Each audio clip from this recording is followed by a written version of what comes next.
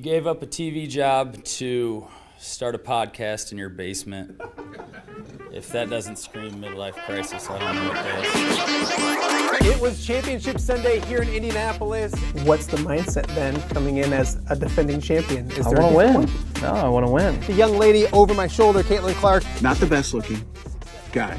And I don't think anyone's going to sit here and say, Matt Randazzo was really good looking. What has this last month, 2 months, 3 months been like for you? It's an important fan base for the Fighting Illini, is it not? It is. He turned 69 years young last week. You look good, Coach. Oh, try it. Thank you.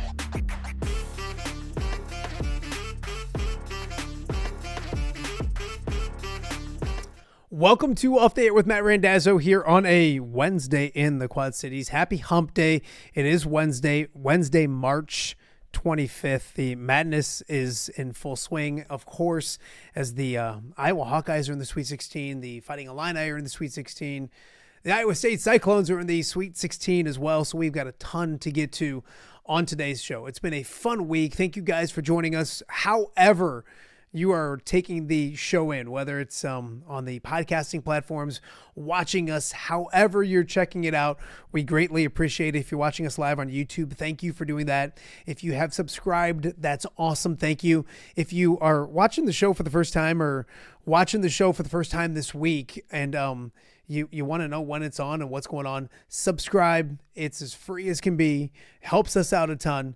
And you'll let you know when the show comes on every day, every weekday at 10 a.m. So subscribe if you haven't. If you have, thank you once again. We're also live on X. X has been very, very good to us. So get onto X, watch on X. You can be interactive with both on X, but also on the YouTube chat, which is busy these days, which is a good thing. And I apologize. Sometimes I'm actually doing the show, so I can't converse as much as I like, but I get on there as much as I possibly can. If you got questions for guests and all those kind of things, get on there. Complaints, just want to talk sports, it's a great place to go. So go to the chat on YouTube. We greatly appreciate it. As I mentioned, we're on all the podcasting platforms as well. So whether it's iHeart, Podbean, Spotify, Apple, however you get your podcasts, put in Off the Air with Matt Randazzo, and you can listen to the show every day. It's been a busy week. We figured it would be.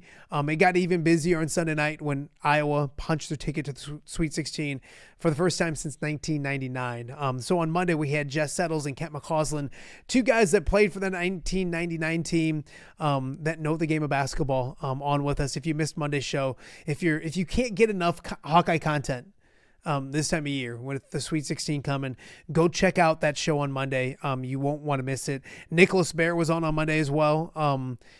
So it was great to catch up with Nicholas and get his thoughts on more of the game itself with Florida. So check out Nicholas, and Mike Hagley from the Illini guys joined us to talk Illini basketball in the Sweet 16 as well. So Monday's show was great. Go check it out. On Tuesday, we had Kyle Huseman. Great conversation. Had several people reach out to me, complimenting the segment, which is always nice because sometimes people reach out and they're not so complimenting, if that makes any sense. So great to chat about obviously what happened on Monday, disappointing, Iowa losing with a chance to go to the Sweet 16. So we talked about that game, but we also looked a big picture with Iowa basketball and, looked kind of at the roster, the transfer portal coming up, all of those kind of things. Great Iowa women's conversation yesterday with Kyle Huseman, one of the best in the business. Also, J.R. Koch was on the show. Cooper Koch's dad, who was also a member of the 1999 team. So great to catch up with J.R. And then on top of all that, Jake Brend talking Iowa State athletics, because Iowa State punched their ticket to the Sweet 16. They'll play Friday on the road over in Chicago, a late start. I think it's 9:10, but most likely it'll be like 9:30 the way those go. So great show yesterday. Go check that out. Today, plenty. Coming up in a matter of moments, Tom Kakert is down in Houston for the Sweet 16. We'll chat with him about the Iowa Hawkeyes, the game coming up with Nebraska, and a whole bunch more. And we got a lot of experts on talking basketball this time of year. We have for weeks. We got the real expert coming on later in hour number one. Pat Anger is back. He was great on X during the actual Iowa game on Sunday. Obviously, Pat, a regular here on the show. It's been a minute because football season's not going on, and I feel like I bug Pat a lot during the season.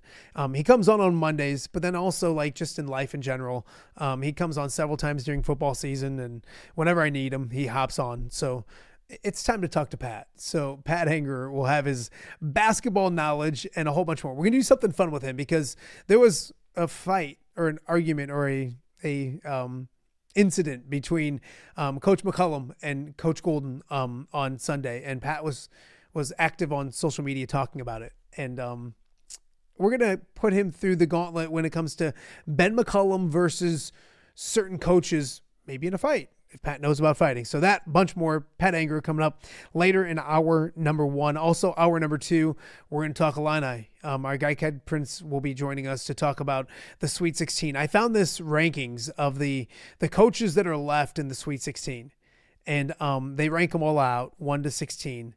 We'll talk to Ked about it because I think it surprised me. It will surprise and probably anger Kedric Prince as well. So all of that coming up on today's show and so much more. Thank you guys for joining us on a Wednesday edition of Off Day with Matt Randazzo. A few news and notes. The transfer portal is getting busy. You go to social media, go to your phone, you start scrolling. Everybody's going to this transfer portal. Anywhere from D3, D2, now D1 guys are going in. I think it opened the other day, but let's be honest, it's been open for a while. Iowa State had their fifth player for the women go into the transfer portal, and it was a big one. Addie Brown announcing yesterday that she's going into the transfer portal. One of the most versatile, talented basketball players in college basketball. Iowa State was really good early this year. She was hurt and out for a while, and they were never the same since. She did come back late in the season, and she was active and on the floor and all those kind of things, but never the same since that injury. The team wasn't. And for her to go into the transfer portal, I would argue she instantly becomes one of the top players in the transfer portal for the women's side of things. So surprising to see Addie Brown go into the portal. Big news in Ames, and a lot of players are getting into the portal in Ames. Of course, Bill Fenley, Davenport native, at the helm, and has been there for a long time and done great things in Ames and for the Iowa State University. Also, Mr. Basketball in the state of Iowa, Jaden Kuhn, is opening up his commitment. He decommitted from Creighton. Creighton also announcing recently that Greg McDermott would be done after this season. They have a coach in waiting. That's transition's already ready, but I don't think some expected it this soon. Jaden maybe being one of them. So he reopened his commitment. He does say that Creighton will be a factor, but he's from Storm Lake. Ben McCullum is from Storm Lake. When Ben got to Iowa, one of his targeted recruits was Jaden, and he ended up going with Creighton. I think nothing against Ben. I think it was just late in the process and just couldn't catch up. So we'll see if Ben's caught up and if Ben can get maybe another player and another piece to the puzzle coming up for next year as well. So a lot to get to on the show, and we're going to start by talking a little Iowa basketball to lead things off. And joining us now down in the beautiful state of Texas is the guy who's traveling all over the world these days, Tom Kakert. He's been in Tampa, back home for a minute, down in Houston now. You're living the life of a rock star, Tommy. I don't know about a rock star. If I was a rock star, I'd be flying private jets too. That's true. That's true. Down in Houston for the NCAA tournament, the Sweet 16. I guess before we get into Houston, what's going on there now? We talked when it got done in Iowa going to the Sweet 16, but we haven't talked on this show. We did your podcast. How crazy was the other night down in Tampa and Iowa clinching their ticket to the Sweet 16 for the first time since 1999? It was awesome. It was terrific, and it was really cool to see the team have that moment. It was neat because you started to believe it was going to happen, and thought, well, Florida is going to come back and just steal this. and then when it happens, after Alvaro hits that shot, this is Iowa basketball, for gosh sakes. Something bad's going to happen here, and you're just going to get kicked in the where once again as an Iowa basketball fan. And it didn't happen. And then I was like, just like, holy cow, they did it. They finally, the streak's over. And it was just, you could feel the weight come off the shoulders of Iowa basketball as an entity that has just been burdening this program for 27 years. They couldn't get to the Sweet 16, and they did, and it was, but maybe it took the fact that basically this group of players, other than Coop, obviously, who's kind of known about this streak, but the rest of these guys, they don't live with it the minute they come to campus. They have not lived this. A head coach who just doesn't care about this stuff and has this incredible history of winning in tournament games post it took done. Tom Kakert joining us right now in Houston, Texas. I got to talk to you about Al's shot because sometimes you're lucky, sometimes you're good. And I'm not talking about the shot. I'm talking about your angle for the shot. We've seen it on social media. You got a rock star spot for that shot. Just take us through. I mean, we saw it through your view with your video, but take us through the ending of that game when it comes to that shot, what you saw. I think the big thing, talking with Kent McCausland, Jess Settles, J.R. Koch, who was kind of similar area as you, they all were surprised by the pressure and maybe the defense that they were in. Your thoughts of what happened in that last 8.9 seconds? Yeah, I'm just sitting there and I go, I better shoot this because something may happen here, and I may want to document it for history. And all of a sudden, they're coming down the side of the court that I'm sitting on in the front row, and it will pass. I don't think people have talked enough about that pass because it had to be on target, and it led to 3 Florida players essentially trailing the play, including Boogie Fland, who was supposed to be guarding Bennett, and really good kind of rub screen by Tate Sage down at the other end, and then Alvaro's running down in front of me, and Bennett's running free. And you see the collision. I'm going to let Bennett go right to the rim. I got to stop the ball. So then he leaves Al. Al just gets over the corner and makes sure the puppies are behind the line. And then I'm just like, holy cow, he made a shot. He buried it. And did his pose, and somebody said to hang that picture in the Louvre of him doing the gooseneck. It's always fun looking at all the people in the picture. I'm there holding up my video thing, so I'm blocked, thank God, so nobody has to see my ugly. But the guy next to me looks like he's scared to death or something. I don't know, just in shock, and it's amazing looking at that shot, and just it's pretty.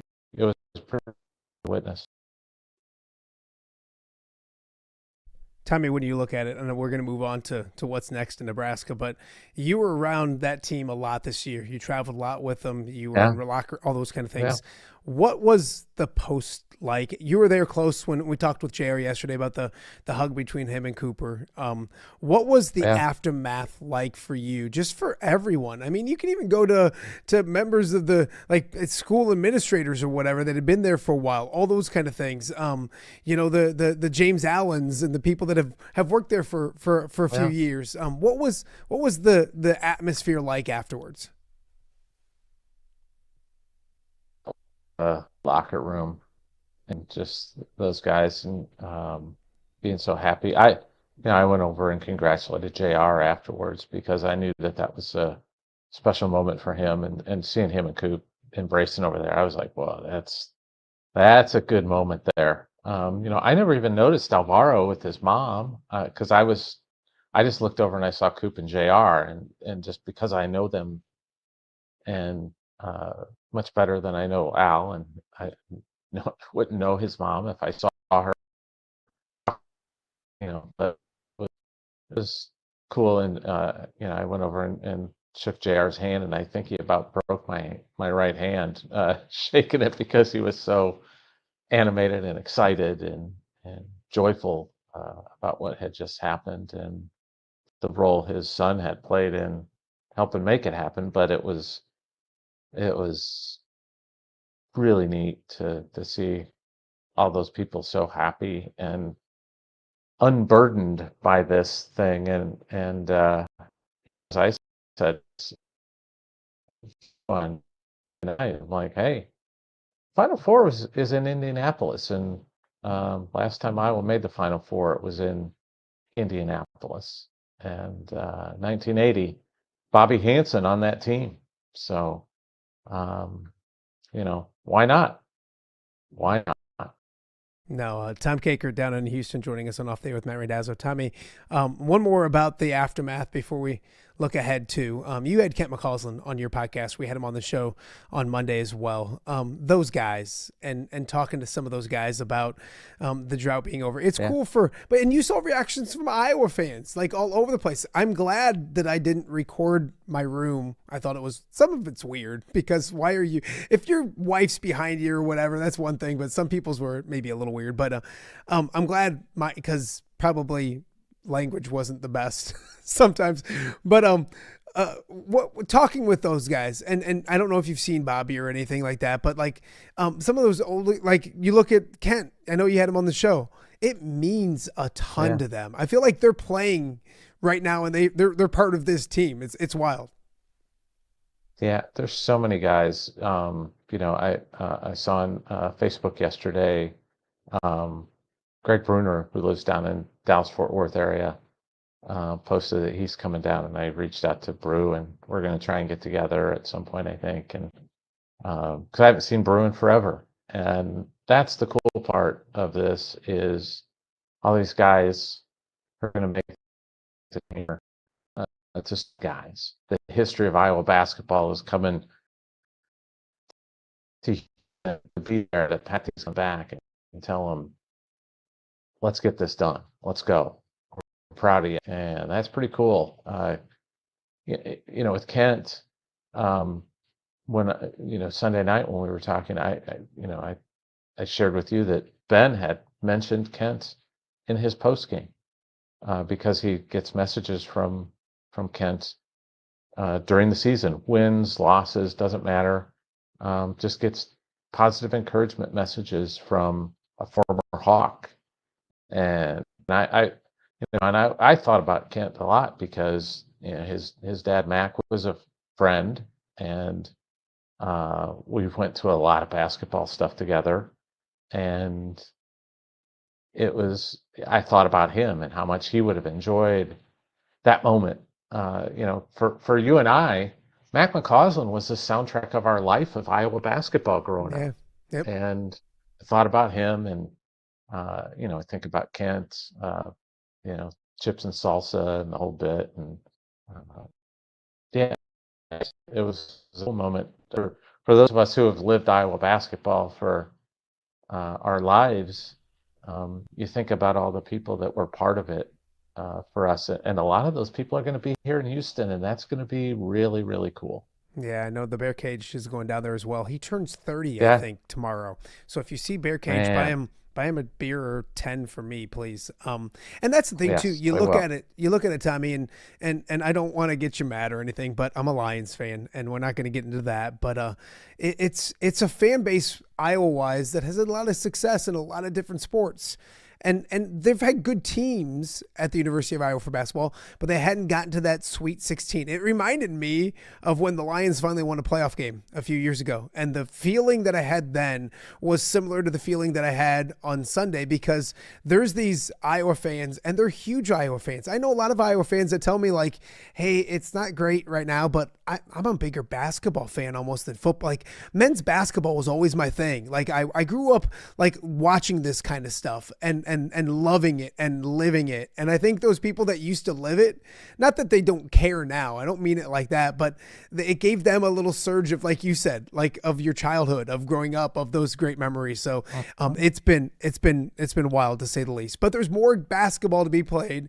I think after you celebrate and you see what happened and everything, you look ahead and you're like, well, damn, it's Nebraska. Like they're having a special season too, and they've got a bunch of storylines as well, but we can beat Nebraska. Your thoughts on just the matchup of Iowa, Nebraska part 3? Yeah, if somebody would have told you before the season started that Iowa and Nebraska are going to play in the Sweet 16 in the NCAA tournament, you would have told them, you're insane. You need to have your head examined. This is impossible. These two teams are picked 13th and 14th in the Big Ten. I mean, yeah, here we are. And here's the thing. They have played 2 terrific basketball games against each other, right down to, one went to overtime, the last one at Nebraska. Away from Iowa in overtime, but Iowa had them completely on the ropes at Pinnacle Bank. And then the first game, maybe the best defensive effort I've seen all year from Iowa. They throttled Nebraska, and Bennett Sturts did a terrific job against Price Sanford. God, there's so many storylines in this one. The court storm, just the natural dislike between Iowa and Nebraska fans. Illini is going to do. Are they going to root for Iowa? Are they going to root for Nebraska? Probably Nebraska, I would guess, but because they don't like Iowa. But we'll see. It's a fascinating matchup. I think it's going to be a really tight game. First one to this will be like the Clemson game. First one to 60 is going to win the game. That's my prediction.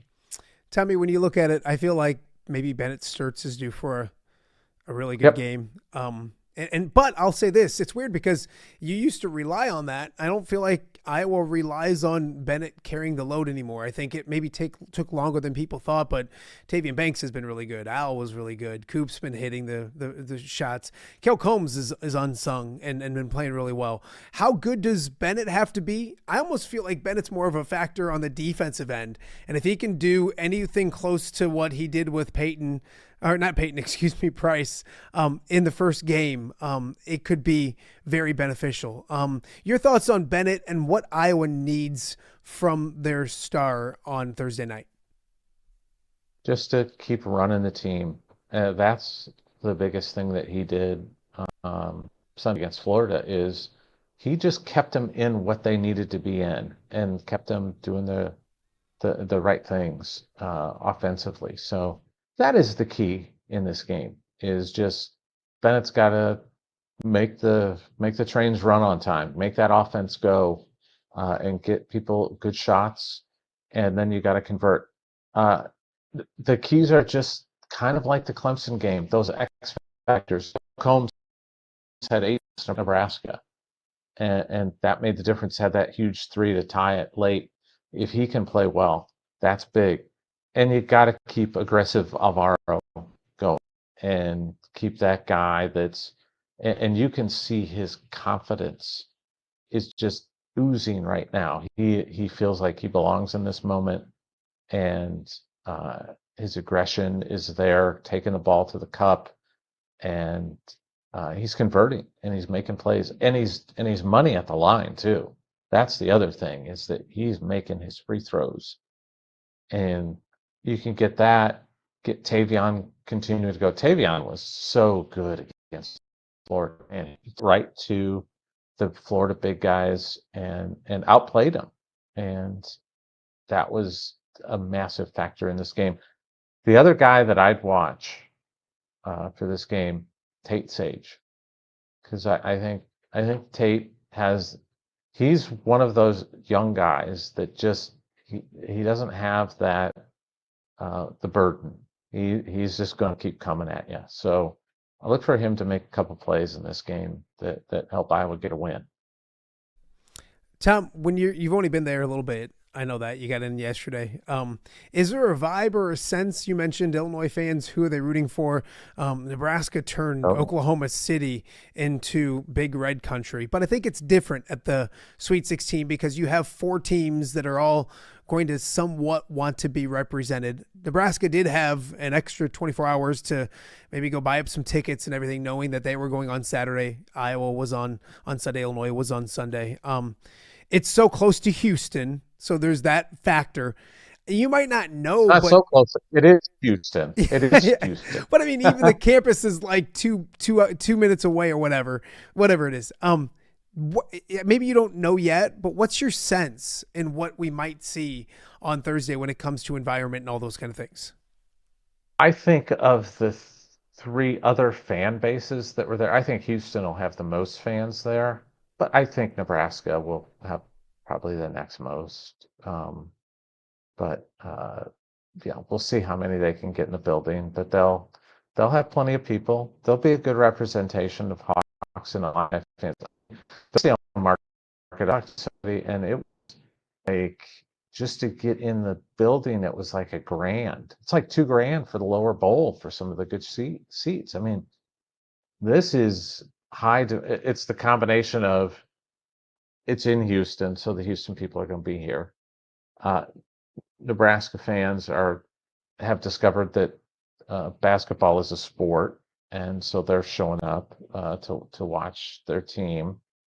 You know how the Illini fans are. I mean, they love their hoops and always have, and always have traveled really well. And crazy. I mean, I ran into a bunch of them at the Dallas airport flying down last night. Just a group of them that were on my flight that were coming down and giving each other "Go Hawks" in the airport, and so it's pretty cool to see. All the Iowa fans are going to be down here too, and look forward to seeing them. Tom, where were you in 1999? Did you cover the Sweet 16? Were you doing this yet or no? No. I think I was covering some of the basketball at home for KJOC, just doing some stuff, but yeah, I was not on the road with them at all or anything. Think about like this, that. Tommy. You've covered almost everything when it comes to Iowa athletics. You've covered, NCAA tournament games. You've covered Rose Bowls. You've covered Orange Bowls. You've covered all those kind of things. You're now covering in Iowa. Iowa in the Sweet 16 shouldn't be the biggest thing like ever. It shouldn't be the unreachable point, but it is. Yourself-wise, is this something that we've joked for years? We've joked man, when is that Sweet 16? It's going to be when you least expect it. Blah blah blah. All these kind of things. The Luka years, they're definitely going to get there. I don't like Oregon. That's going to be tough. What's it like for you to say hey, I'm finally covering? You're old, Tom. You're old and decrepit and creepy, and now you get to cover a a Sweet 16. What's it like for you? It's tough for a game.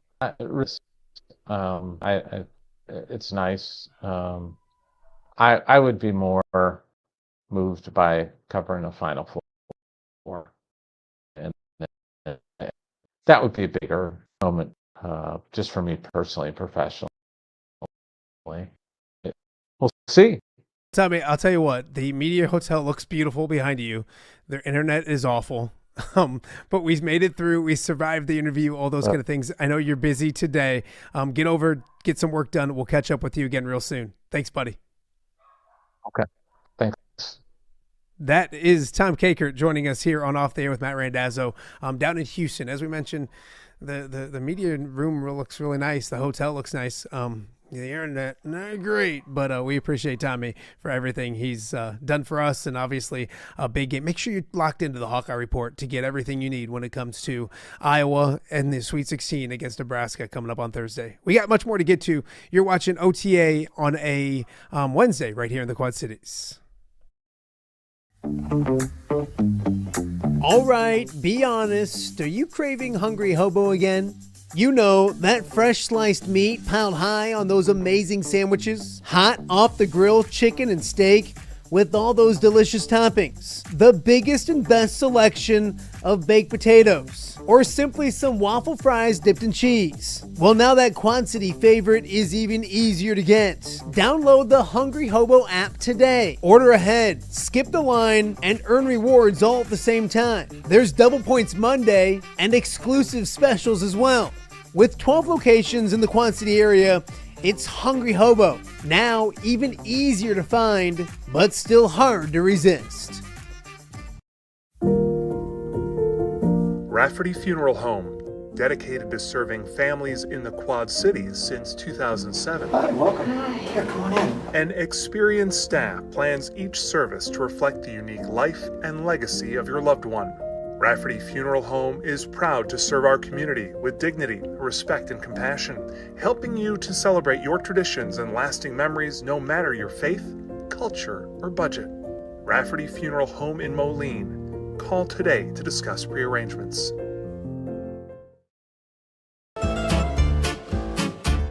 When it comes to quality, convenient pizza, Godfather's Pizza in Silvis has you covered. Featuring a beautiful dine-in area, delivery, and a carry-out window. Godfather's Pizza is that pizza you grew up with, not a convenience store. You see, at Godfather's Pizza, the dough is made fresh daily. That mozzarella cheese is shredded fresh and never frozen. And those toppings are abundantly piled high each and every time. Locally owned and operated since 2010, Godfather's is a huge supporter of local athletes right here in the Quad Cities. So come on by and check them out at 1211 Avenue of the Cities in Silvis. Order online at godfathers.com and reunite with that same delicious pizza you grew up with. Welcome back to Off Date with Matt Randazzo here on a Wednesday in the Quad Cities. There's a lot of Iowa Hawkeye talk these days. And it's been about a month since we've talked Iowa football with our football expert. But people don't realize, but Pat Anger knows hoops as well. Is that true, Pat? Are you a hoops I don't know anything about basketball. No, I know nothing. No, absolutely nothing. Well, then it's perfect to bring you on, right? I coached one game for my sixth grader this year. At state actually, and we lost by like 40. So, why were you coaching just randomly at state? I'm sorry. Well, we so the head coach, his daughter was playing. She plays for Bettendorf, and she was playing in their state tournament. And we kind of knew we were gonna get our butts kicked a little bit. We're like, dude, just go watch your daughter. Like we'll take care of it. Yeah. So and did you get your butt kicked? Your butts kicked? Oh yeah, for sure. Yeah, but we won one game, which was one game more than I thought we were going to do. So I'm pretty happy. Yes. Well, when I think hoops experts, it's not like Jess Settles. Yeah, great. That's fine. Tom Kakert. Okay, whatever. Pat Anger is where I need to go when I need my hoops intellect. Let's start with Sunday. And we're not just going to talk hoops, but what was that like for you? Obviously, you're a Hawkeye through and through. The voice, the media face of Iowa football. Not the voice. The media face of Iowa football. What was that like for you watching on Sunday night? Oh man, like I was sitting there with you. I was sitting there with my wife and my kids, and we're watching it, and we're getting more and more excited as the game goes on, and even at halftime, we're kind of like, hey, this is awesome. We're winning at halftime, like this is great. And then we just continued to, what I thought was interesting about it was an Iowa football game. And I think McCollum's kind of done that all year. We're going to control the clock. We're going to control the tempo. We're going to control, we're going to make you play our game. We're not going to make mistakes. We're going to be smart. We're going to be physical. Like that was Iowa football to a T. And McCollum and Iowa, they did that. And we're going to take you out to the deep end. We're going to see if you can swim. And Florida couldn't. I mean, those Iowa boys fought. I mean, what a great representative of the state that game was. Like that's when I think of Iowa and just, hey, we're going to work hard. We're going to keep our mouths shut. Florida's going to do dirty stuff, and we're just going to continue to do things the right way. It was just great. And then when he made that shot, like just everybody screamed in the house, and it was something that like we'll always remember. Yeah. We'll always remember that because you don't get a lot of times like that. And really, you don't get a lot of times with your family, anymore with as crazy it is. And we were all together and we experienced something great. Proud of those boys, proud of those coaches. They did something really good for Iowa because, that doesn't happen. Yeah, Doesn't happen. You look at the reactions, and people have posted them, which some of them are kind of weird. Like, I mean, if there's a wife Some of them were after the fact. Some of them were after the fact. And, hey, come Probably. video this. We're gonna. Oh yeah. Because I remember, like, there was a Lions playoff game that I think my wife recorded our reaction because she was just behind in the kitchen and doing it, and it was fun to watch. But we don't do that, and actually, I'm glad that didn't happen because I get a little inappropriate.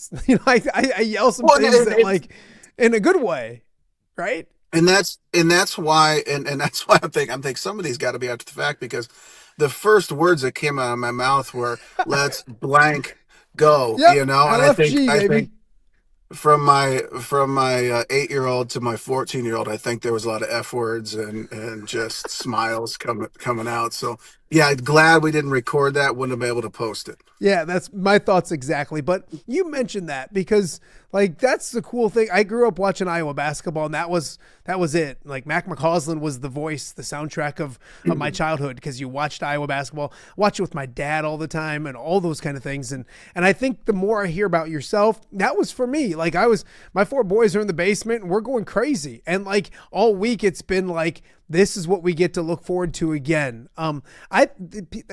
People don't talk about that enough. Like, there was special moments that happened for Iowa Nation all over the place. And I think that's pretty cool. No, 100%, man.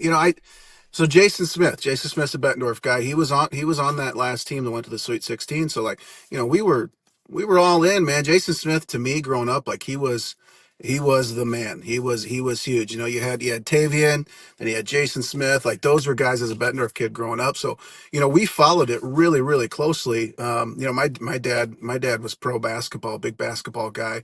I obviously switched to wrestling once they put me on the B team in 8th grade. I had no other option, but no, man, to have that success and to have that experience and dude, it was just it's great. It's something that we'll always remember. And what's even cool about it is there's going to be a lot more of those happening here in the near future. Yeah, I want to talk about the big picture, and I do want to give you credit, and we want to talk about it a little bit. Your X game, I used to call it your Twitter game, but your X game was spot on during the game. Can we talk about the fight?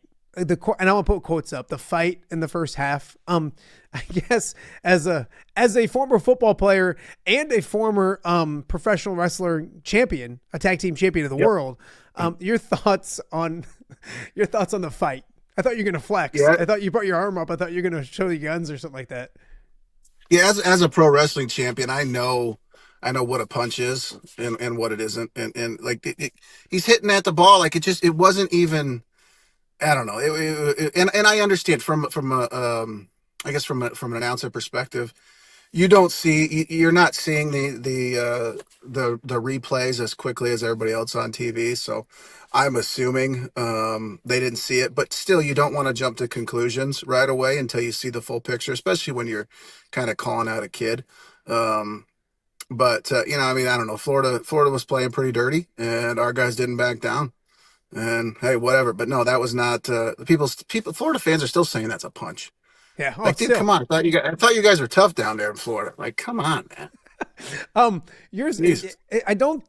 Is Coach Golden the guy that I don't see him hanging with you very often? Like, is he your type of guy for Florida? Just from seeing him on the sideline, not at all. Not at all.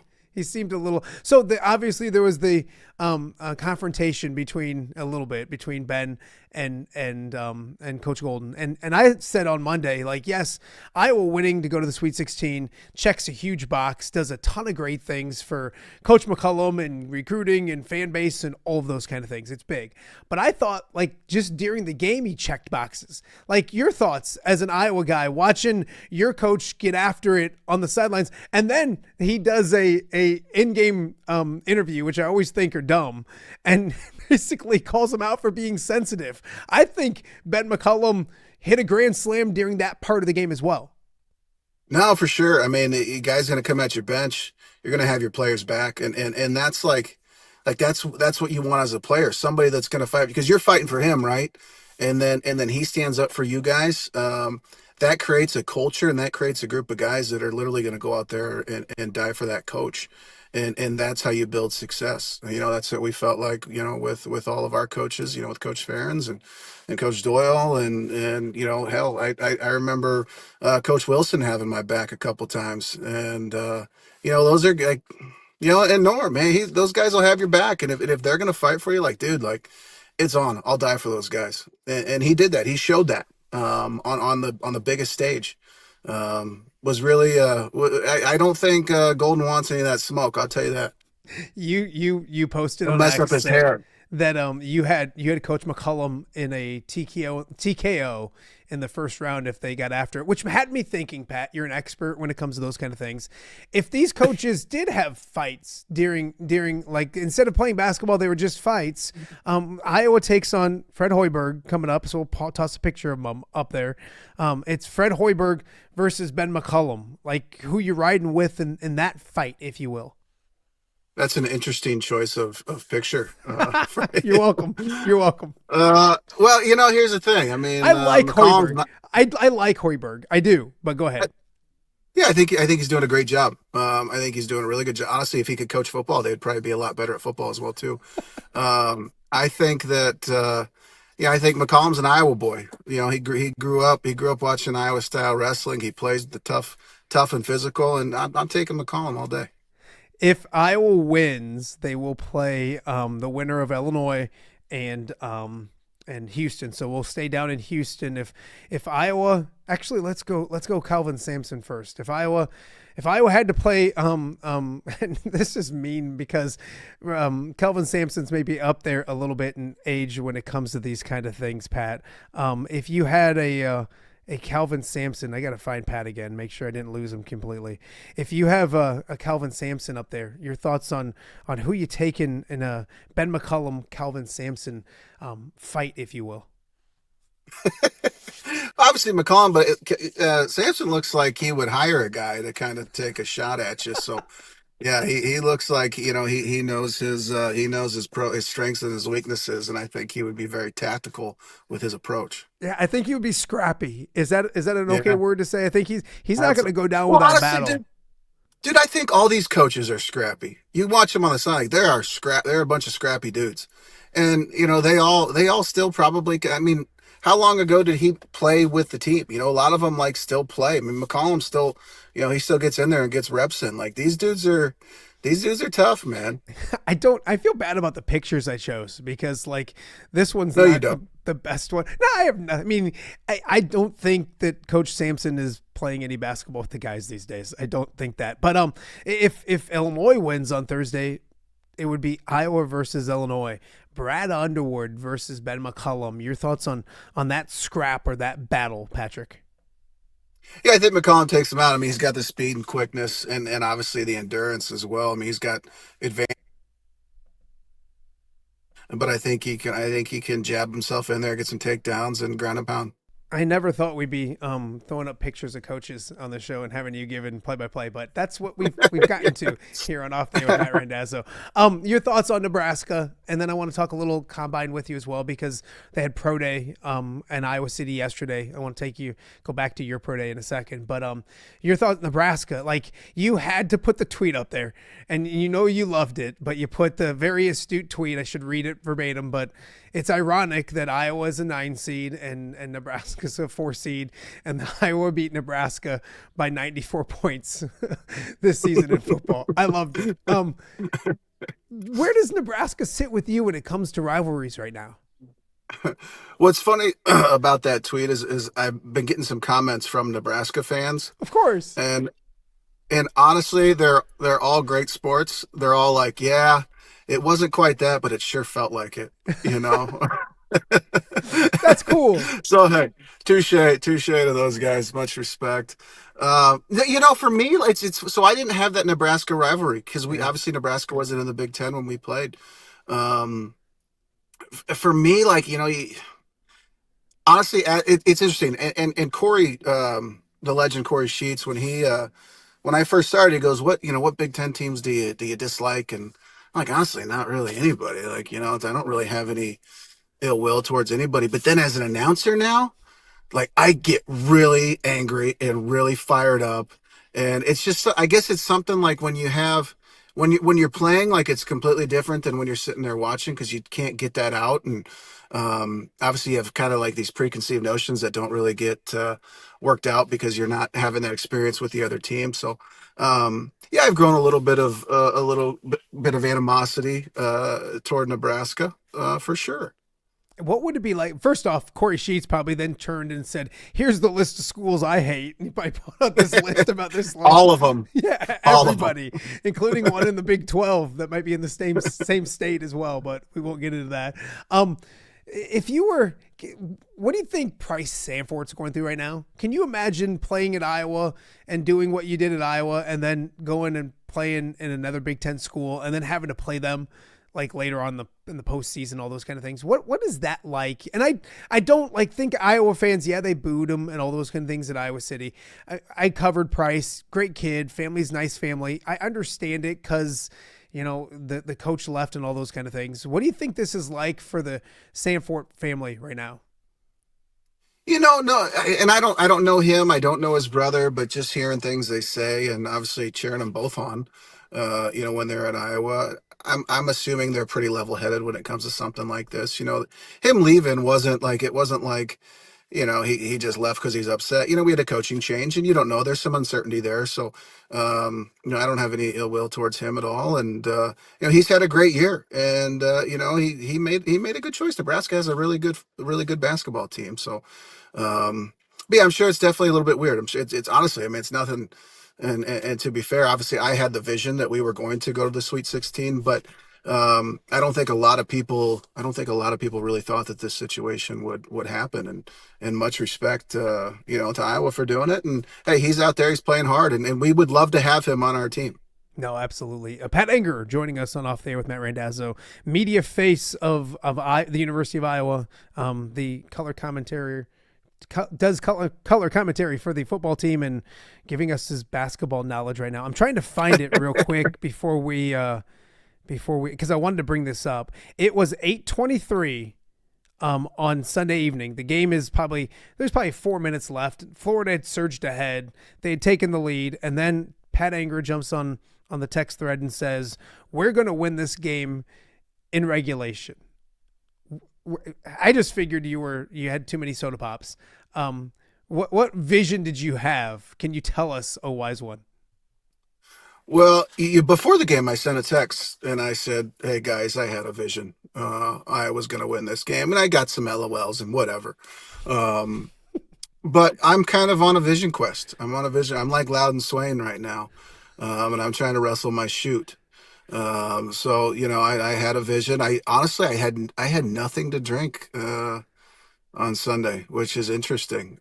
So yeah, I'm seeing clear, and obviously with my vision, I continue to see black and gold with their arms raised, and nothing can stop us right now. I can I read some other text messages you sent? Depends. No, I'm just kidding. We're not. I'm surprised I actually got to read a text message that you've sent this week of ours. I didn't get canceled with it. Can you look at this game? Like, what does Thursday look like for you? And then what happens? Oh, wise one. Like, first off, how does the family? Like, you talked about the bonding moment. Do your kids have like baseball practice or anything? Like, I think one of mine might have baseball practice, and I might let them skip. Yeah, I think one of mine might have basketball. Maybe one might have soccer, but it's a 6:30 game. What time is it? Yeah, 6:30. Yeah, so I think they'll be done by that. But no, we're definitely going to watch it together. Um, but my vision, it's interesting. Honestly, we've got two teams that obviously they know each other. They played each other twice, and they played each other physical and tough every time.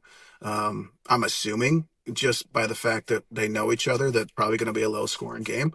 Lots of defense. And I think that type of game favors the Hawks, Pat, a nice defensive physical game. I don't want your analysis basketball wise. I want your vision. That's my vision. Your vision is what? Iowa will have their hand raised at the end of this fight. Do they do that? Do they go over and They raise should. hands? They should. It would be good. It would be outstanding if they did. I do want to talk to you a little bit about some football. It was pro day in Iowa City yesterday. You went to the combine. Did you do a pro day at home, or did you not do one because the combine was good enough? Remind me about that kind of stuff. No, I did the pro day. My combine was not good enough. I got to the combine. It's fun.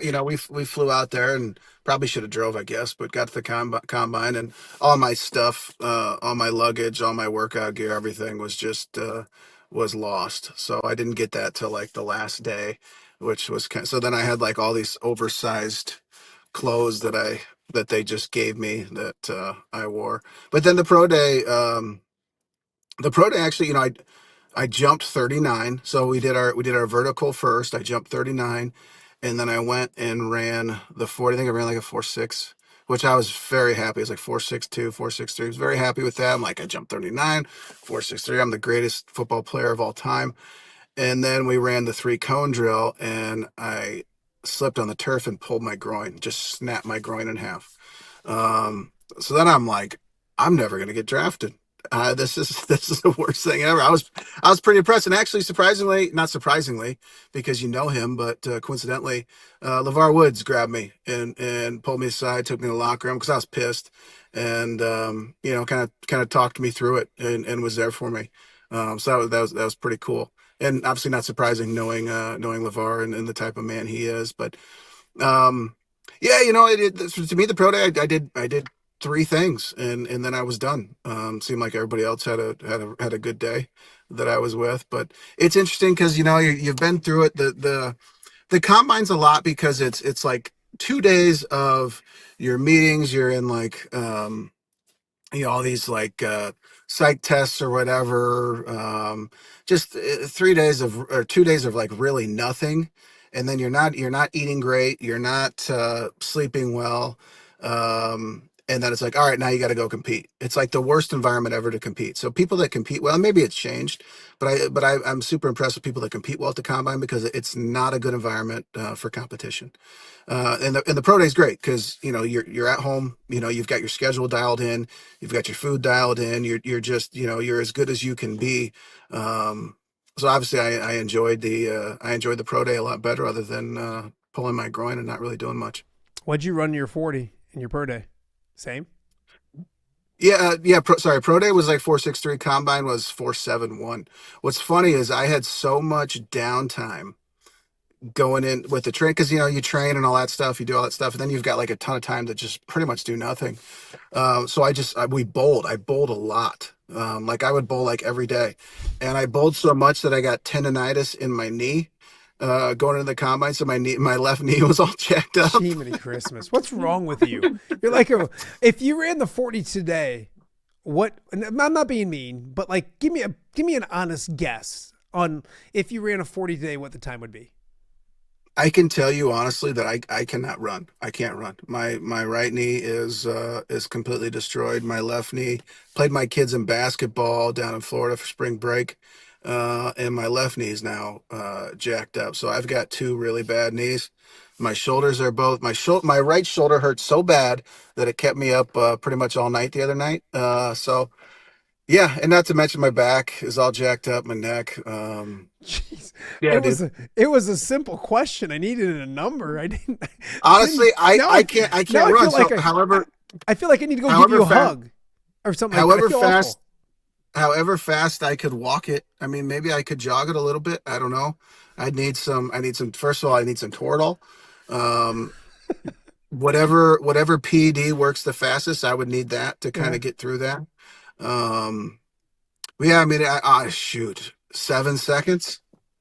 Can we think about doing the horse thing again since you dodged me last year? Oh, since now I just told you how jacked up I am, you want to play me? That's probably no, because I've been playing a little bit of late, and I feel like I'm not awful. And I feel like I'd have a chance. I know I'd have a chance. I'd beat you, but I just feel people bring it up to me. They're like, "Why didn't you and Anger ever do that?" And I said he kept dodging me. No. That's the complete opposite. I said, hey, let's go I'd say this let's day, let's go to go that day. PepsiCo right now. Let's go. We'll go right Yeah, now. you say that when I'm working. You'll say that when I'm working. Pat, you're working right now, and you're sitting I in your work. car talking to me. The good news is I walked in, I saw everybody important, and then I walked out. There So you go. this kind of. That's perfect. I want to talk to you about Mark Gronowski, and then I'll let you go. He did not get the invite to the combine. It was funny because I did read some stuff from him yesterday, some quotes, because he was disappointed about that, especially because he got invited to the combine the year before he transferred and all those kind of things as well. That dude's got a chip on his shoulder. I think Iowa fans, he endeared himself to Iowa fans awesome throughout the season. Your thoughts on him not going to the combine? He had yesterday to prove himself. I just feel like he's got a chip on his shoulder where he's going to eventually make a roster, make a team, do something in the NFL. Am I wrong? I think he gets drafted for sure. I think he gets drafted. I think he has a long career. I think he does well. I think he sticks around. I think he'll get opportunities and he'll surprise some people. The guy's a competitor. He's a good leader. He's super intelligent. Obviously, with with Tim Lester's offense and the Kyle Shanahan relationship, like he's going to know pretty much exactly as far as like the terminology. 'Cause that's the hard thing is the terminology changes completely, pretty much from team to team. But if you have that same experience with that type of offense, like he's going to be just fine. He's going to get in there. He's going to wow people. He's going to compete, and he's a great guy. He's a competitor. Um, and given the opportunity, man, he's a guy you want in the locker room. And I really don't see any reason why he wouldn't be. He's not going to be on a roster. I mean, he's for sure 100% going to wow some people, going to open some eyes, and he's going to have an opportunity to have a really long career. Patrick, before we let you go, speaking of Patrick, Dolph on the broadcast last Sunday, I guess he was getting word of some of the fired up posts that you're putting on social media. He said to settle down, Patrick. Do you get to see Dolph? Like I miss Grandpa. I miss Dolph. All those kind of things. Is this the weird time of year for you where you don't get to see those knuckleheads as much as you like? Yeah, I know, man. It is tough. I definitely miss those guys. And you want to talk about, the Sweet 16. I mean, this is big for Dolph too.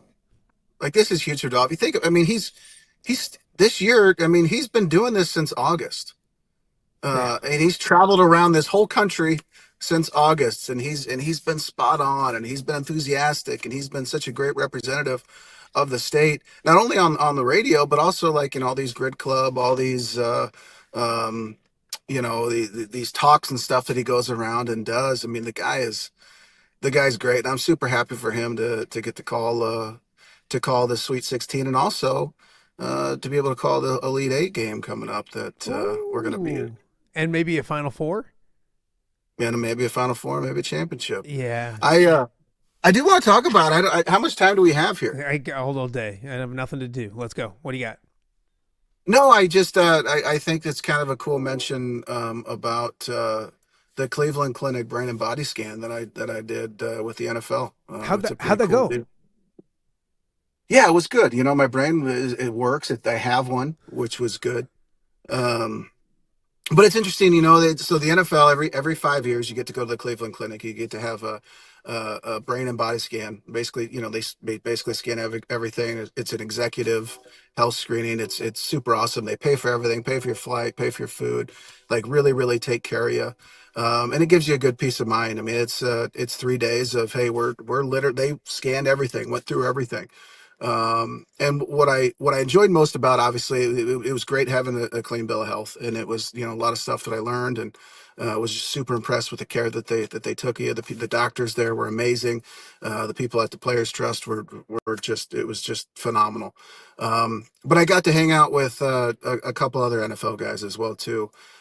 Schaefer Suggs, who played for the Jets, and then Eric Hipple, who was a quarterback for the Lions, and getting to sit down with those guys and talk to them and just share stories and share like, and they were a lot older than I am, and they played at a completely different time, but we had the same experiences, and we had the same issues when we got done playing, and talk to those guys and the adversity that they have faced, post NFL career, and what they've done to overcome that. Like, those are brothers. They talk about the brotherhood, but those are guys that I talked to for a couple days, and now I'm gonna have their backs forever, and I'm gonna lean on them when I need stuff, and vice versa. And it was just a really, really good experience for me, and it's a really great thing that the players trust us.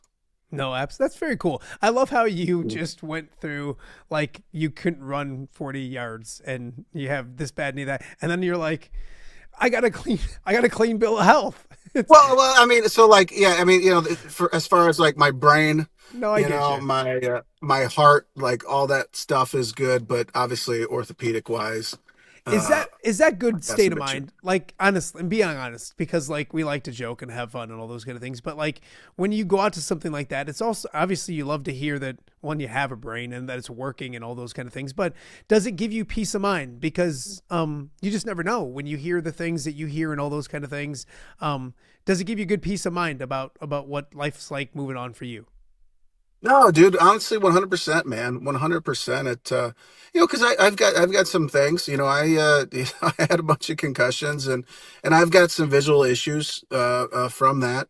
That, sometimes it's worse and sometimes it's okay. And it's just, that does kind of give you a little bit of anxiety. So it's nice to go in there and talk to somebody about it, and get your brain scanned and make sure everything is good. But yeah, it definitely for me, and probably more so for my wife. Well, maybe obviously the opposite for my wife. She was kind of probably hoping to dive into that life insurance policy here.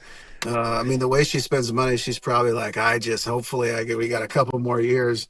Um, but no, it's honestly too, and it's like it's like it's a motivating thing too. Like, hey, would love for you to do these things. Okay, good. Now I've got a goal, and I've got these things dialed in, and I've got I've got a way of doing these things, and I'm going to continue to make that a habit, and hopefully I'll get skinny here pretty soon. And I was gonna say, and you don't have to tell me the things, but like, is it one of those things like eating healthy, doing those kind of things, or is it like different? Like, what goals do they give you? If I can ask, and if I can't ask, just say, Dazzo, shut up, leave me alone. No, I mean honestly, so you meet with a nutritionist, and she kind of laid out like everything that you should do. And like, here's the thing: like I played at the highest level. Like I know how to eat good. I know how to work out. I know what to do. But it's nice to have somebody write it down for you, and put you in a good position, organize it for you. But obviously, when you get done, it's funny. I was talking to somebody about this. I remember when I was playing. I was like, I don't know how do people get so out of shape, right? Like, how do they get so out of shape? But when I was playing, like, that's all I had. I would do an hour warm up, I'd do an hour lift, and I would do an hour recovery. Like, that was what I would do. And now it's like, all right, you got 30 minutes to get Yep. your life together, and everything hurts. So it's just funny because you get into the real world. It's like you just have so many other things that you have to do. It's not when you're playing professional sports, and when you're playing at a high level, and even obviously when you're playing in college, you have to be very, very selfish. You have to be very selfish. You have to your nutrition, your health, everything that comes before everything else. When you become a parent, Yeah. and it's my kids are first. My wife is first, and then it's like that you get home from work, you're like, well, should I work out? It's like, nah, it's been a long day, it's been a long week, it's been tough, I'm just gonna have a couple beers. Yeah. And it kind of, and two, like society wise, it's hey, you want to come over and have some beers? Nobody's like, hey, you want to come over and get a little workout in, you know So I shouldn't ask you to lunch. I was gonna see if you want to go grab some lunch today. No. no, I'll still eat. Well, that's the thing is like, and you mentioned it too. Like I always say after the holidays, like, all right, I'm gonna get after it. But like then January is like, all right, there's a bunch of NFL football on and the playoffs start, and then like you're gonna laugh, but the Royal Rumble comes about, and like that's you watch it and you eat, and everybody brings over food and stuff, and then you go, okay, now I'm really gonna start. Oh crap, March Madness is starting, and like you're right, it's like Thursday night. People are like, hey, what do you want to do Thursday night? Hey, yeah, come on over, this whatever, and you can't escape it. Nobody's calling me and saying like, hey, you want to wake up at 6 a.m.? Actually, I shouldn't say this because Tom Kakert is a machine. He's like up Yeah, every morning and working out at like 5:30 in the morning. So that's what the a only beast. one of my friends and that's why he looks like he does, Pat. That's why he looks like a Greek Yeah, god. at 80 years old, that's why he's continued to defy aging. Hey, your wife watches this show every day, and she's not going to appreciate the comments you making about her wanting you to die. And Honestly, you're putting if she ideas does- in my wife's head about, but I don't think I'm as lucrative. I don't think that's as lucrative. I think I'm more valuable chauffeuring kids around than I am with I don't have the NFL life insurance, but I don't blame my wife ideas. for wanting me dead. I don't blame my wife for wanting me dead. She's a sweetheart. She doesn't deserve this life.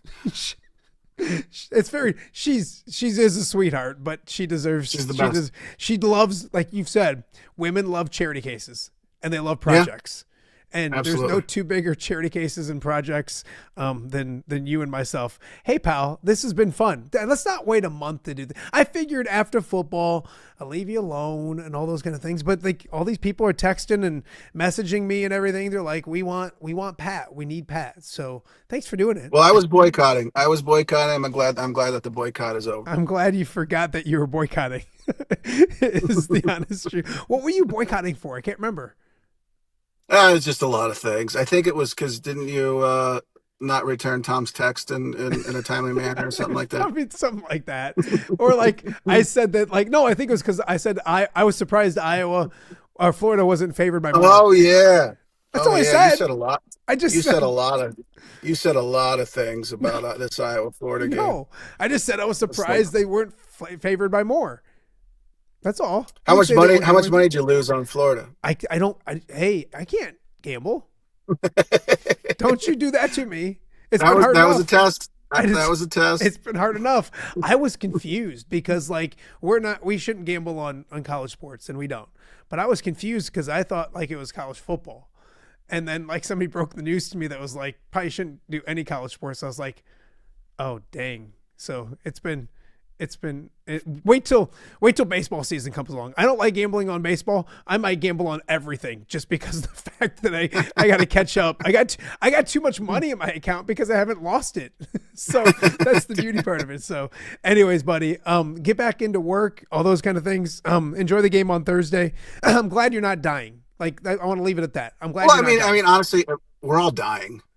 No, we're not. I'm in my prime. We're all dying, right? And you can play living horse. is dying. You can play horse because it's not like I didn't say, hey, let's go play 1-on-1 or a 5-on-5 pickup game. It's horse. You have to walk. I know. I'm saying I would. Let me get my shoulder right. I just like literally just got able to lift it up. So what is it? That's good. What's wrong? Oh, I'm sure I've got a rotator cuff labrum. I'm sure I got all Okay. that. I know I had a labrum in the league that I just didn't take care of. But Okay, long story short, I have a bad shoulder now. I'm going tomorrow to have it looked at. It's this shoulder, and we got a new car, and the kids can't shut the door behind me, like the door to the back seat. So I'll always get in the car, and it's like, buzzing because it's not shut. So I reach behind and I open and shut the door like that, and I think I've done it so many times that I screwed up my shoulder. So it makes it hard when you're trying to wipe your ass. It's my left shoulder, so my jump shot is still silky smooth, man. It's silky smooth. So yeah. All right. Well, hopefully no jumping because I can't.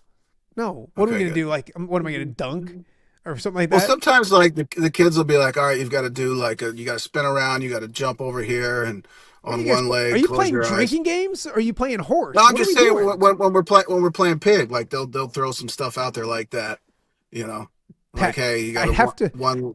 I'd have to be able to do it myself. Okay, good. Look at me. I'm a disaster. I'm Dude, balding. you look good. No, I don't. Don't. Oh, okay. Good. All right. I love you, pal. Be good. Hey, Iowa's gonna beat Nebraska, and America's back, baby. I feel like you should just come out to the house one of these days and do the show for me. I feel like you wanna. I feel like you're enjoying this. No, I will not do all ears. I will not. I can't host it. You're as good of a host. You're a great host, man. I can't do what you do. It's impressive. Oh, God bless you. All right, pal. Love See you, you, buddy. See you, buddy. That is Pat Anger.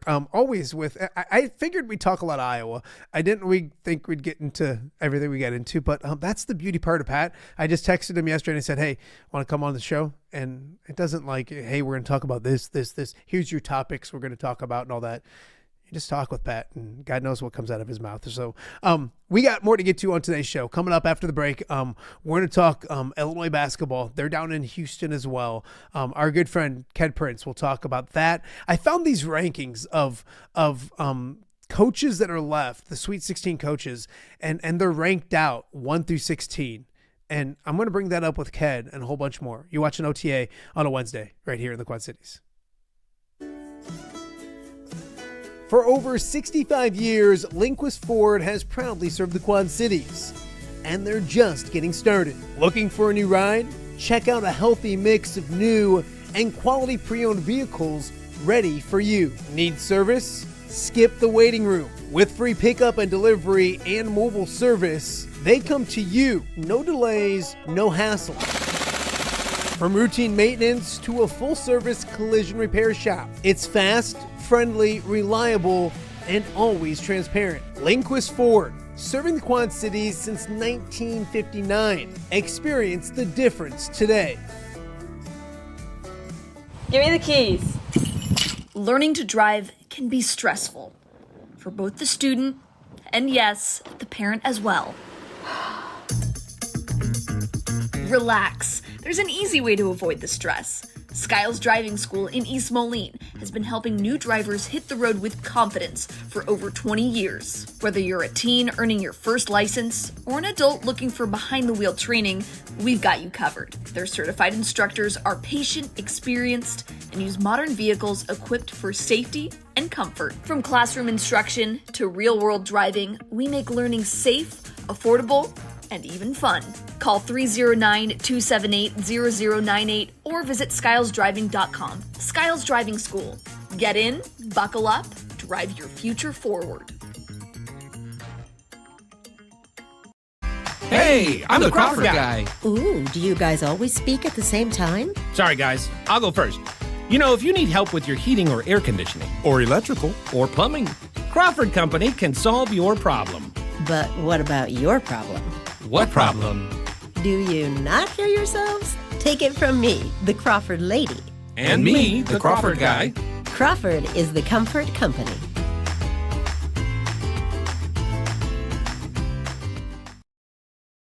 So joining us now to talk a little Illini and Sweet 16 is the sweet face of Kedric Prince. Has anybody ever said your face is sweet, Ked?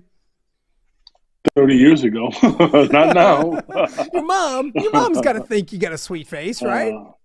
My mom was opinionated just like her son, man. No, I can't fathom. Oh, yeah. I got to start with this with you. We're going to talk a lot of Illini. They game against Houston coming up tomorrow on Thursday that we're all talking about. But I got to ask you, we've talked to Iowa and Illinois, Ked. You and I have for 20 years. I think I was 21 years old when I met you. I'm 46, so we're probably 25 years old of talking Iowa, Illinois, and being friends. So Iowa is like plus 130 to win, and Illinois is plus 130 to win. So, anyways, not to be a gambling dork, but if you put it together and you said Iowa and Illinois both just to win, it's basically 4-1 odds for Iowa and Illinois. Right. So for Iowa and Illinois to go to the Final Four, there's 4-1 odds that actually happens. Ked, if I talked to you in November and I said, hey, Ked, what do you think the chances of Iowa and Illinois playing each other to go to the Final Four would be? You would have thought I was crazy. How wild that possibly could happen. It's wild. And what was, for me, I'm glad I was at home. I embarrassed myself. I was watching the game and I'm like, am I actually pulling for these dudes? I mean, I was so excited. I went to Facebook. I'm like, I was excited because, immediately I thought about you guys. I thought about Just Settles. I thought about you. I thought about Tom. I work with some really nice people. Kevin Skillett, who I work with him, and he played basketball at Iowa. And so I just thought about all the people over the years that watched Iowa basketball struggle. And on top of the fact there was an SEC school that you beat, I'm always rooting for the underdog. That's just who Kendrick is. And, Iowa played so hard. I'm going to tell you, all these teams are playing hard. And I don't think Iowa really, really understand. And this is not a slap in the face to the Iowa men's basketball program.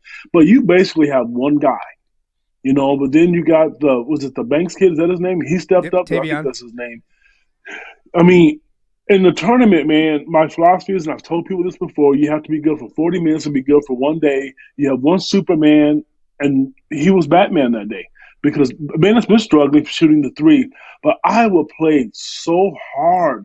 I mean, it's like, then I got mad. I was really frustrated, and this is when I knew I lost my mind.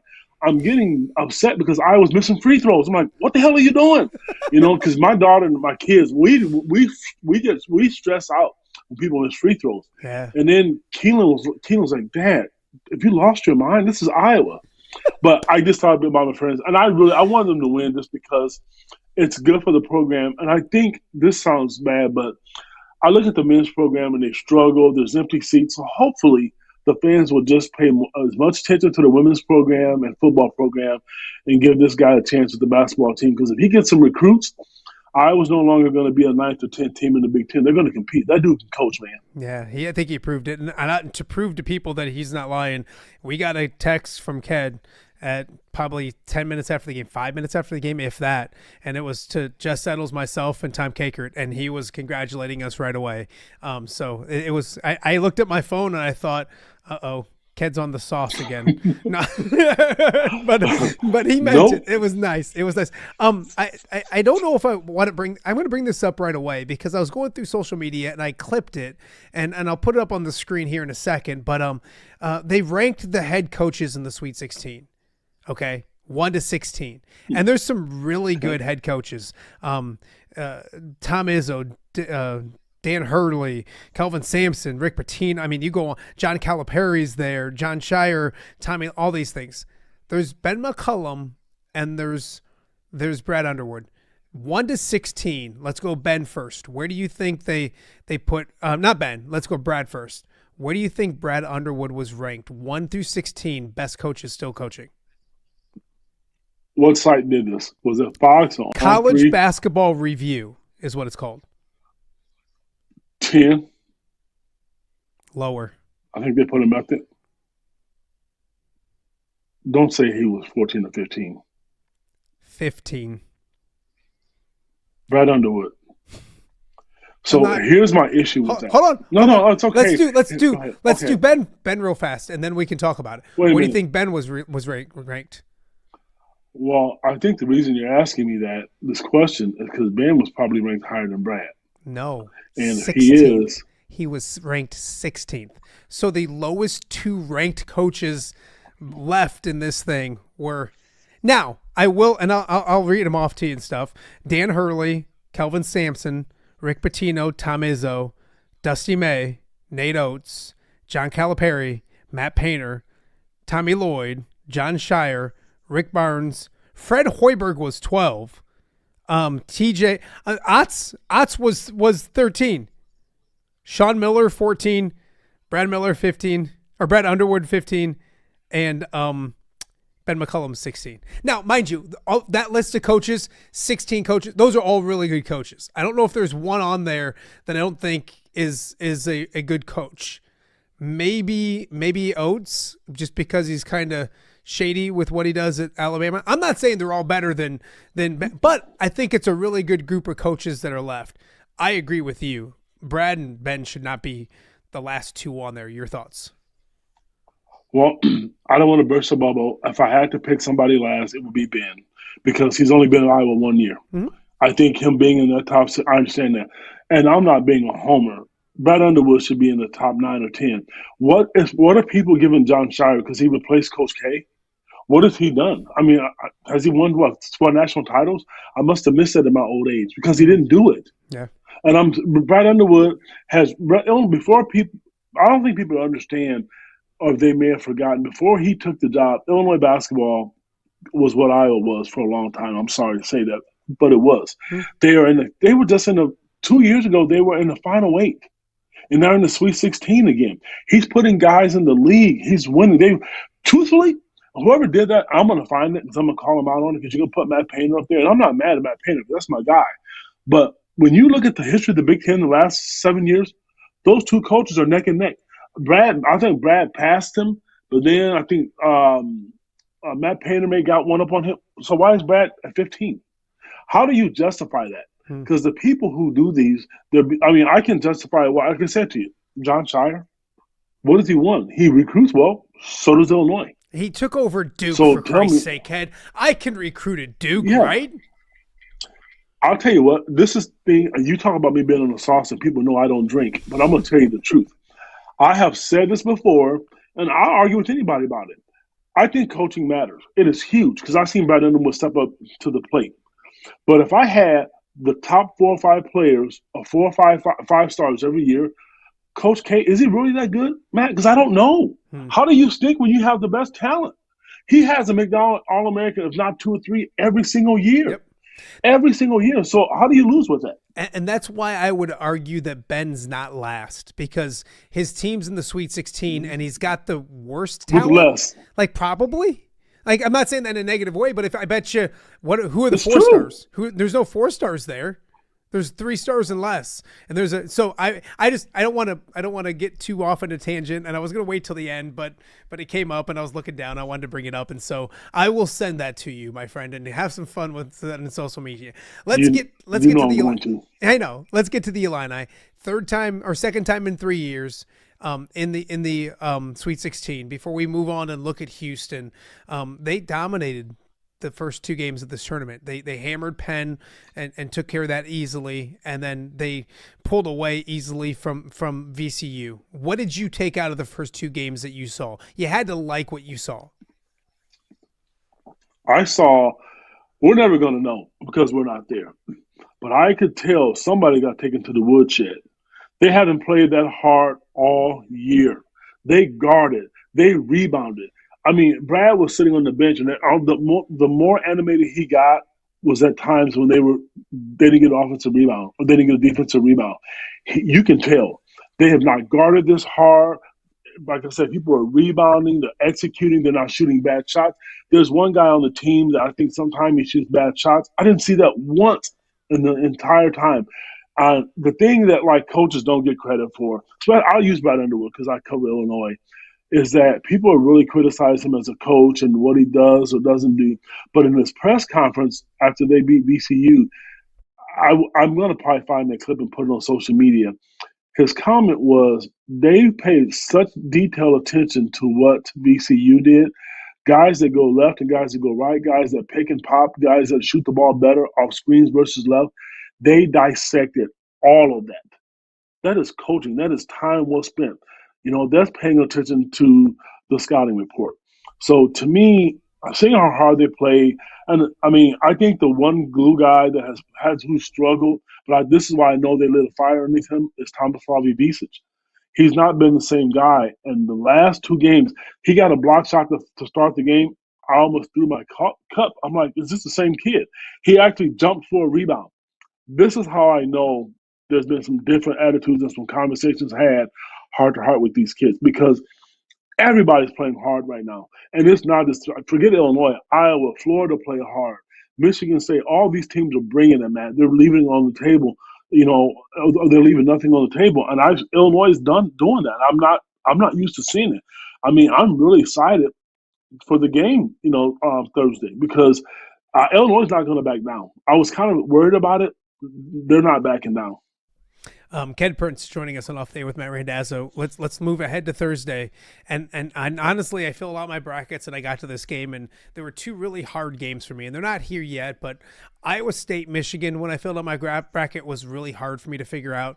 And then this game as well. And I went with Houston simply because of the fact that they're 2 miles from campus, whatever it is. I guess I want to start with that. It is what it is. You can't change it. I thought Brad Underwood was really good this week. I heard him several times saying, we're just going to go play basketball. Like, it don't matter. So I think the mindset is already there. Is there too much put into the fact that because it's not going to be like Nebraska where they brought all of their opponents. You got 4 teams there.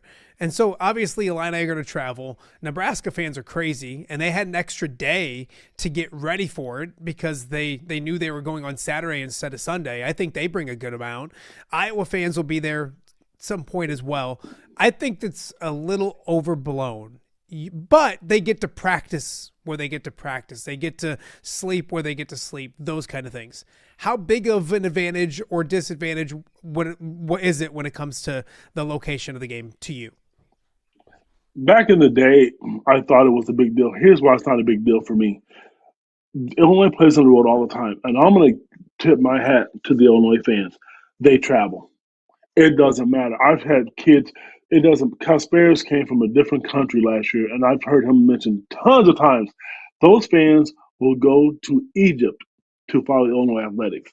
So if the NCAA, if they do their job, and they allow the equal amount of tickets to where people can call and get them, Illinois is going to show up. I'm not worried about it. And even if they don't, they played Michigan State.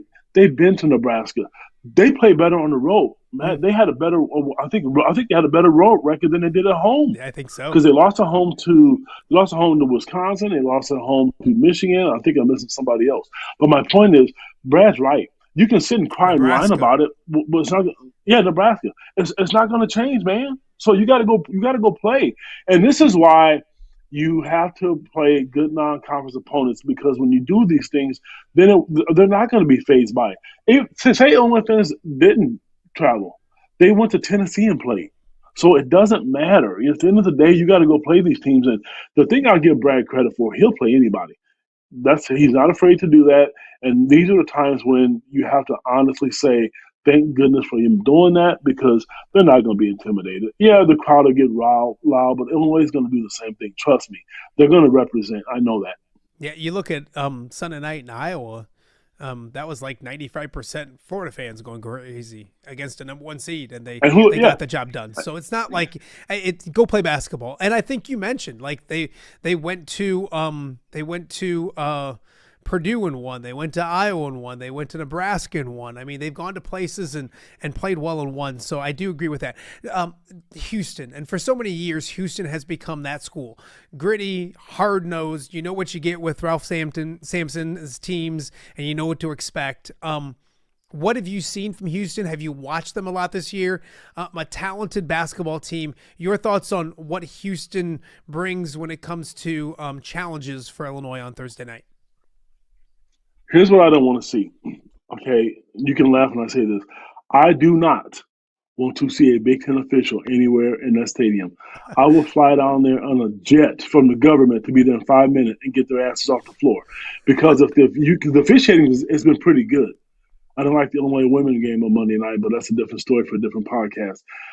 Illinois is going to play physical, and Houston is very physical. They're going to come out, and they're going to bump and push and grab the entire game. But if Illinois does it, I want the same thing in return, because I was surprised, like I said, when we started this podcast, VCU is a physical team. They punched Illinois, and Illinois punched back and went for the knockout. They're not going to back down. They're big guys. You look at Kylan Boswell and David Merkovic and Thomas Hall. They're not weak guys. You know, Andre is not a big build guy, but he's aggressive. So that's going to be the key to me, because the player, I toss around so many different guys. The guy that I'm concerned about, maybe I shouldn't be, is probably Keaton Wagler.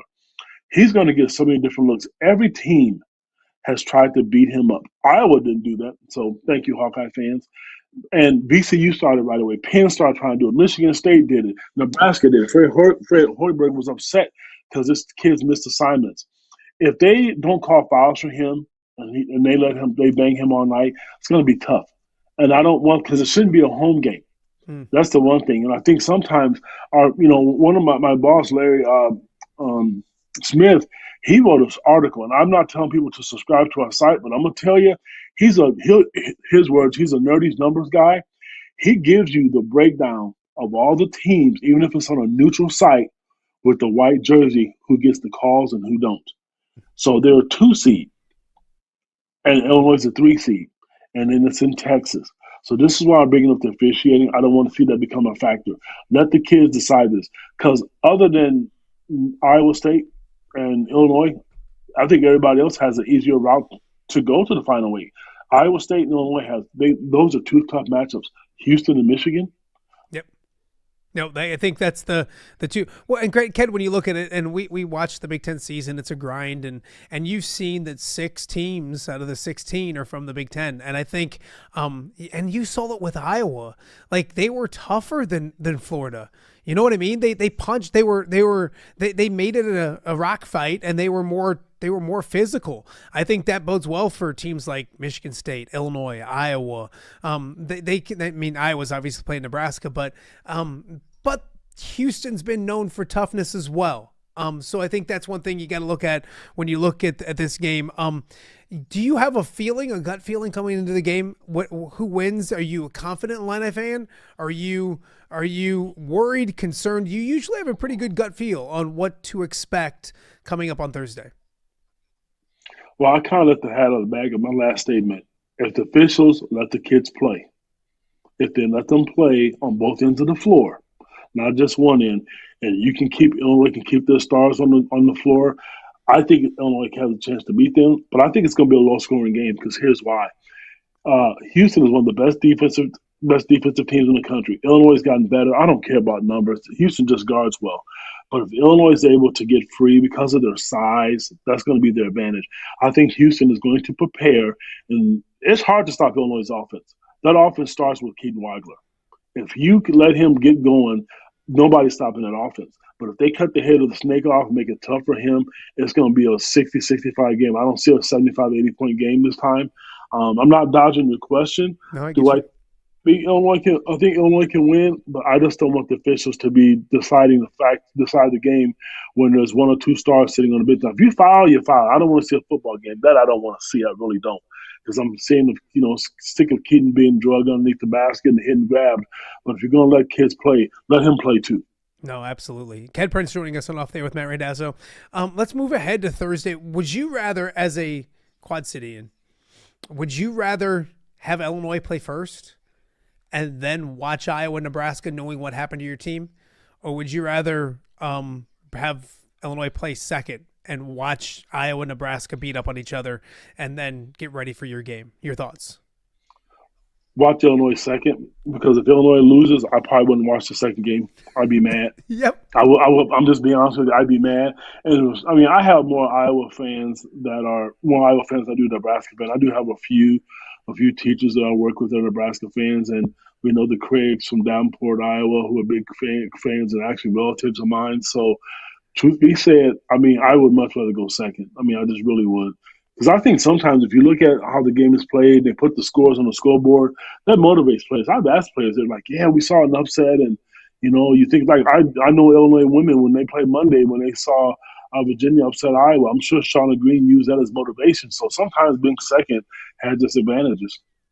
I've had people say to me, Illinois and Houston are playing to go to the Final Four.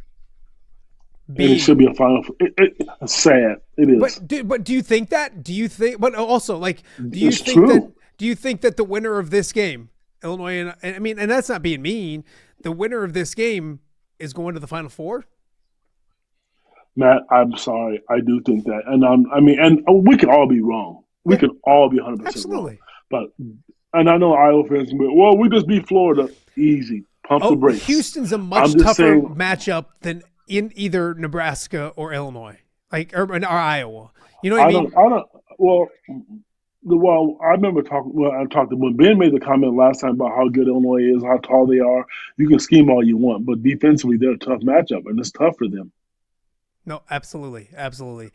Ked, do you have thoughts on Iowa, Nebraska? They played once at Iowa, Court Storm. Iowa got that victory. The last game of the season, they played in Lincoln, went to overtime. Nebraska wins that one. Do you have and you watch a lot of basketball. What does Iowa have to do to win? What does Illinois have to do or not Illinois, but Nebraska have to do to win? And I know you're the Illini expert, but I want your thoughts as a college basketball expert as well.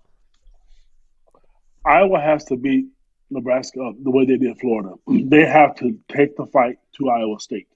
Okay, because if they do that, they're going to compete. You like I mentioned, you got your Hulk and your Superman, but you need Batman and Robin to step up, and they got that when they played Florida.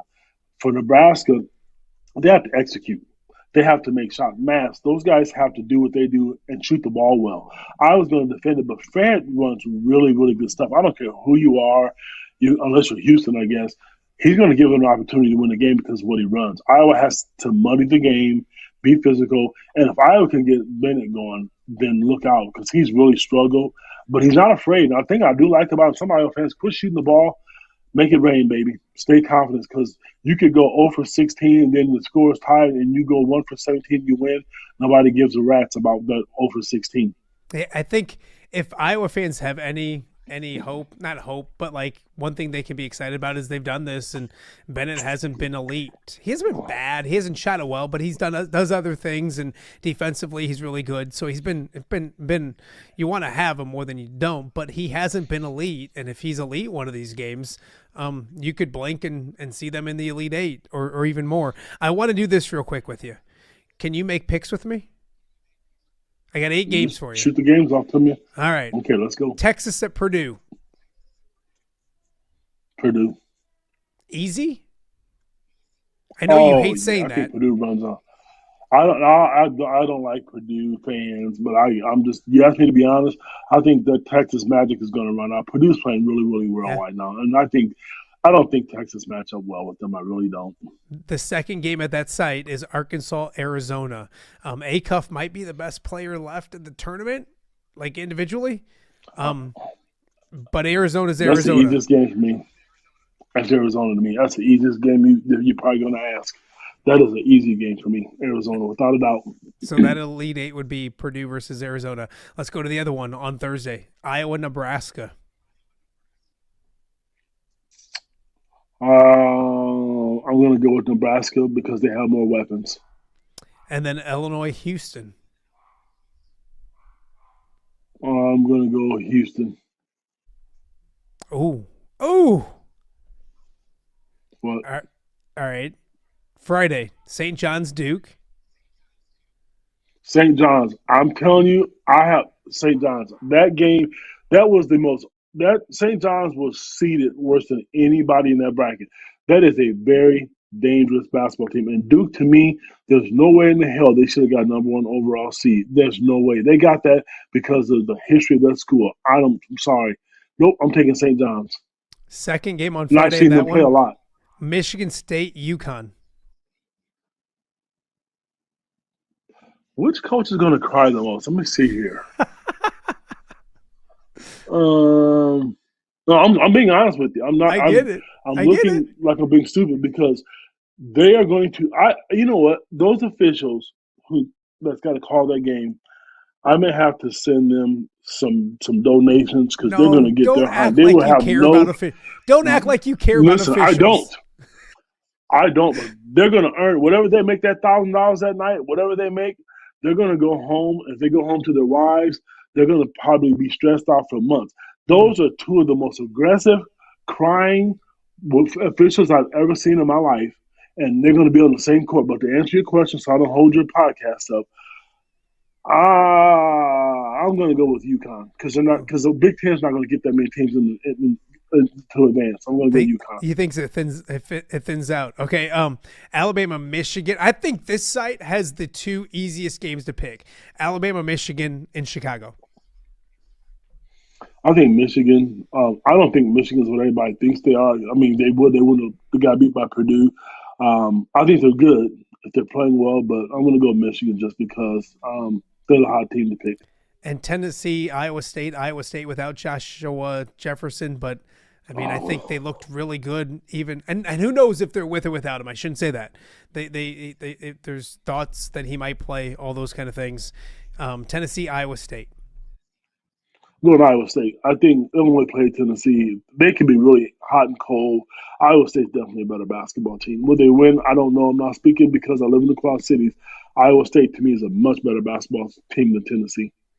Okay, and last one for you. If you could go to one game besides Illinois and Houston, so which one would you want to go to? You can go to the Iowa game against Nebraska, but you have to leave afterwards. You can only watch in person one game of all those Sweet 16 games besides Illinois, Houston. What game intrigues you the most? What game has Ked's attention the most?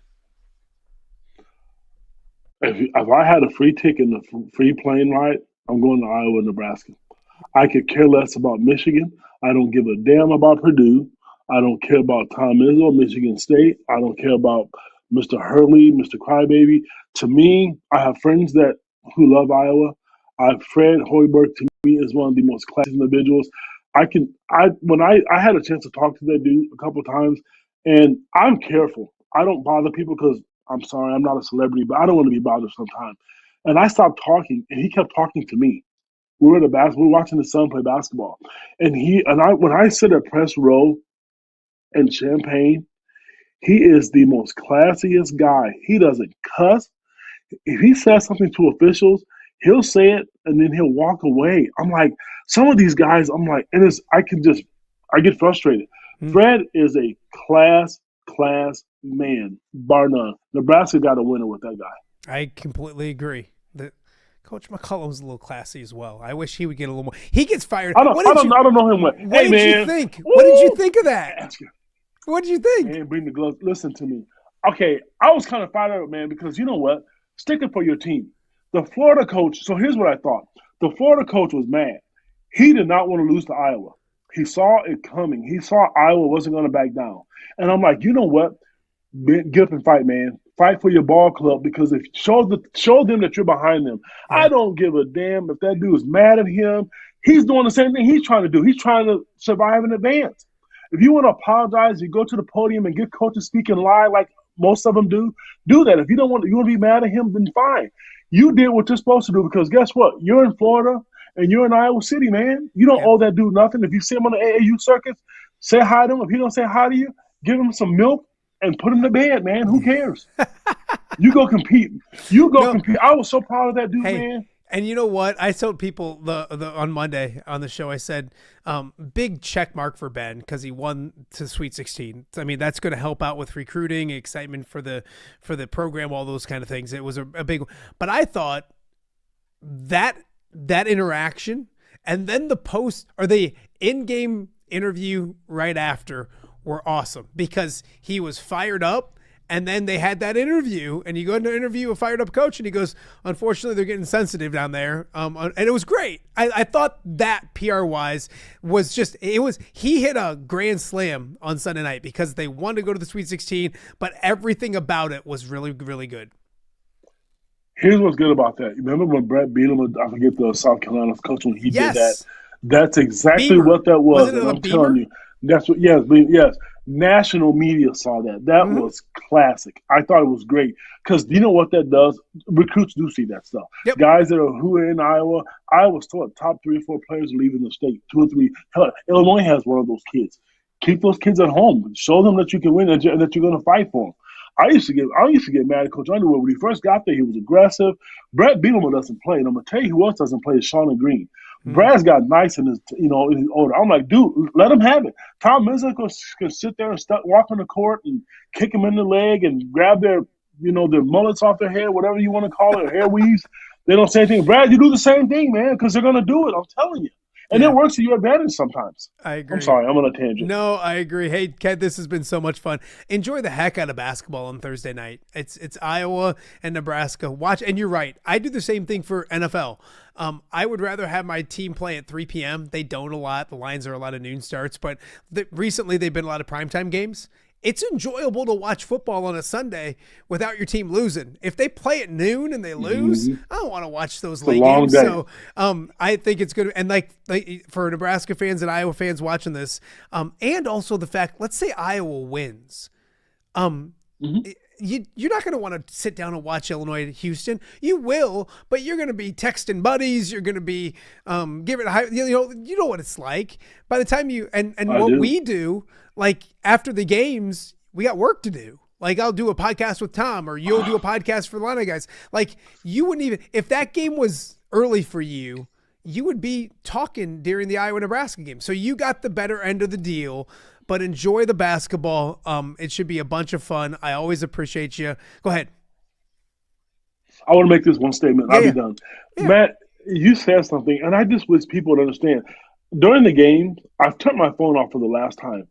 For 45 minutes, I turned it on, and they had 92 messages on it.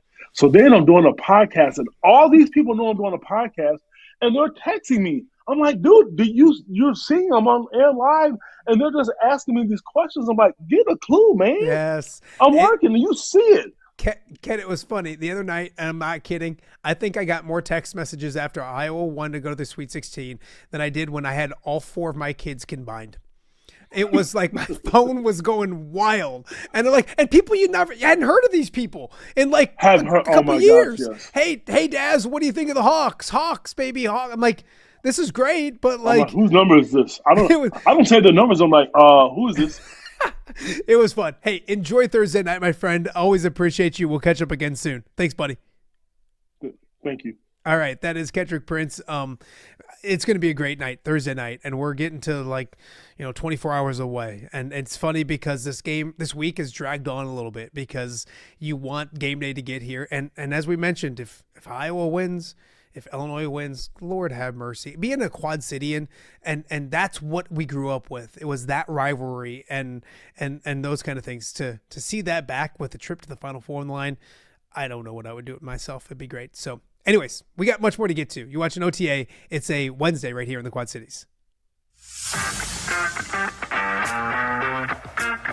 Are you looking to take your next party, tailgate, or golf outing to the next level? You need mobile party experience. MPX features 3 top-of-the-line party trailers equipped with all the amenities you need to party like a rock star. Smart TVs, Yeti coolers, JBL sound systems, grills, bathrooms, and much more. Mobile party experience is an experience like no other. Check out my-mpx.com or call 563-514-1470 and book your mobile party experience today. Hello, Dan Pearson here of FCA. Our team is thrilled to support Off the Air with our good friend Matt Randazzo. We share the view of the power of sport when it comes to relationships, including the influence of the coach. FCA believes the coach is the most influential person in America. Matt celebrates local coaches and athletes. His content is informational, insightful, and inspirational. Our Fellowship of Christian Athlete team loves partnering with Off the Air with Matt Randazzo while we engage, equip, and empower coaches and athletes in our 23 counties. FCA, the heart and soul in sports. View from the West, the podcast covering Illinois high school football. It's going to be a hard-hitting game. It's going to be great football. Weekly analysis and reaction from around the western side of the state of Illinois. This is the game we had circled when the year started. Follow along on YouTube and subscribe wherever you listen to podcasts. It's big-time football out there tonight, and I know we can play big-time football. View from the West. We got you covered.